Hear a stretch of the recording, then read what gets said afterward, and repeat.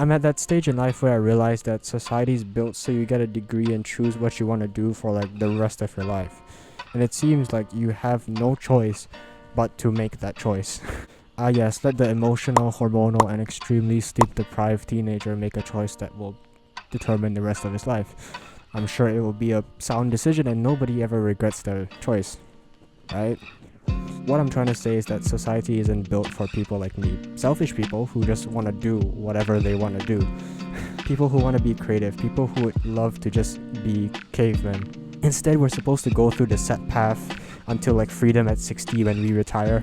But cavemen didn't hunt for 60 years then suddenly just go, oh, well, time to call it quits. They had to keep striving for more because if not, then Darwinism would have taken care of them. They didn't get to relax. They always had something to do, something extremely meaningful and important. It literally meant their survival. They always had some big issue to solve. They always had a problem that needed an answer. So they just solved it and moved to the next one, and the next one, and the next one. That felt so purposeful.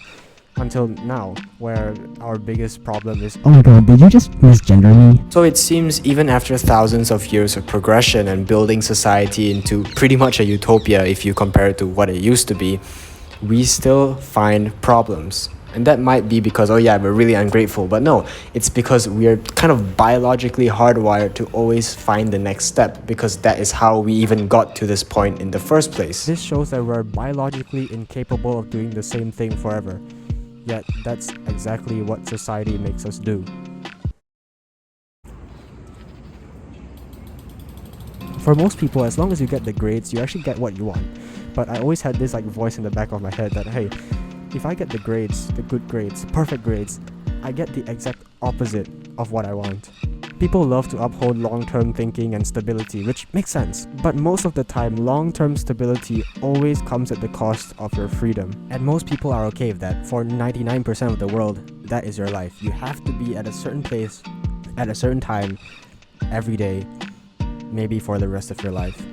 If you're like me, you probably have never verbalized this or like said it out loud, or even been conscious of it because it's been like so internalized, but you absolutely hate the feeling of that. You despise having to be at a certain place at a certain time every day. Like for me, I just need a comfortable amount of money to live off of, Wi-Fi, and somebody to fuck. That's honestly it. That would make me feel so free because I knew that I could just do what I want. I could pursue whatever's on my mind right now instead of being like held down by deadlines, a job, and studies. To me, success means having the freedom to work extremely hard at whatever you want to work hard in. Then after you accomplish it, you feel a little bit directionless, then you find the next one and the next one. You're not supposed to get off days. This might sound a bit like, we live in a society, but weekends and vacations are a societal construct. Biologically, by nature, there are no such thing as weekdays. The cavemen didn't have weekdays. They didn't get to sleep in. They didn't get to retire. You're not supposed to be at a certain place at a certain time every single day to work. For cavemen, no matter where they were, no matter what time it was, they were at work. The natural, ideal life is a life where you don't go off work because you love it so much. Look at that. Green. Green, green, green. You find it so purposeful that you wouldn't want to take a vacation. Every day is better than a vacation to you. You've structured your life so that everything in life benefits your work. From your diet to your sleep to the very small things like that one 5-minute habit from 2 p.m. to 2:05 p.m. It sounds a bit repetitive or maybe a bit like existential because like, oh, so I'll never get a break. I'll just have to work till I'm dead. But like, nah, bro, you get to live till you're dead. There's like nobody here. What? Green, green, green. Okay. That's the life we are supposed to have. For cavemen, retirement is equal to an early like physical death because the saber-toothed tiger. But for us, retirement equals an early spiritual death. You've heard this before, but men become alive in discomfort. And retirement is the ultimate promise of comfort. But it's not just retirement.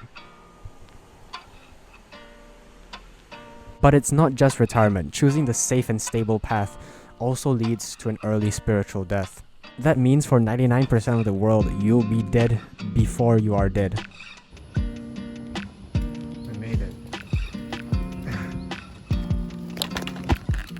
Cavemen lived short and hard lives, but it was actually living. You know, they ran, they hid, they fought, I can't say that word. And after experiencing everything to the fullest extent, they died. Yeah, they lived shorter, but they lived more. We live longer, but we live less. And if you ask me, I would rather live for a day and experience everything that the world has to offer to the fullest extent than like live a century in a little box looking at a screen. A bit like you right now. Plus, they had like 10,000 nanograms per deciliter of testosterone and stuff. Like, imagine how hard their PPs were when they... Why am I thinking about this? Now, obviously, the title is clickbait. All of this is just bro science. Obviously, I wasn't like... I didn't ask the cavemen. Okay, I wasn't like fucking there. Did cavemen have harder PPs? The Prehistoric Penis, European Medical Journal. But I just asked myself, like, how I lived the past week or month of my life, is that how I would live the rest of my life? And the answer was so clearly no.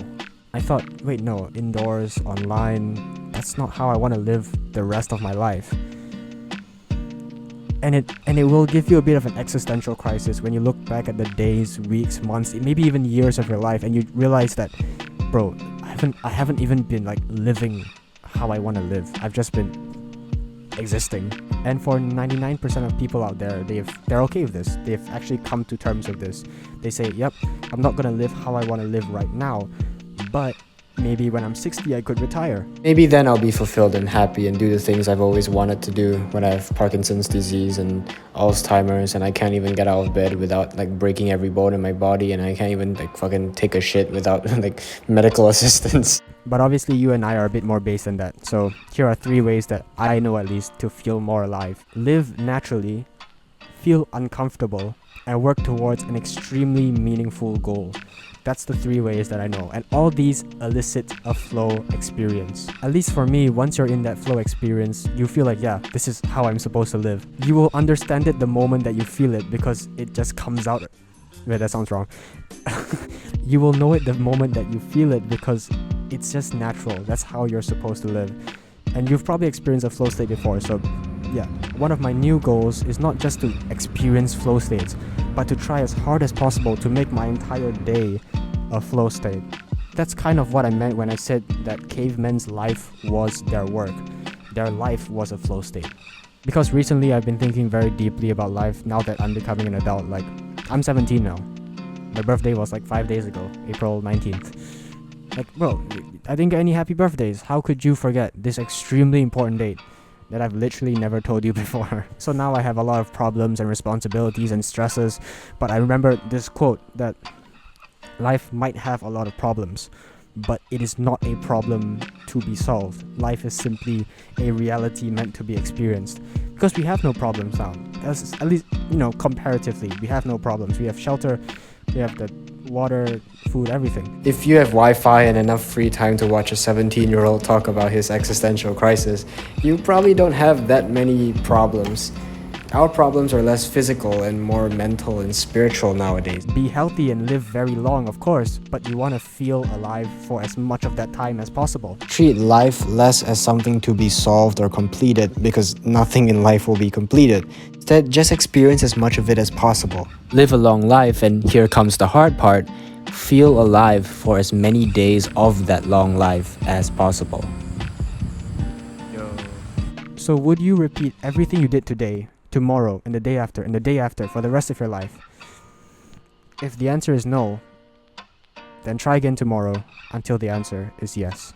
Take action.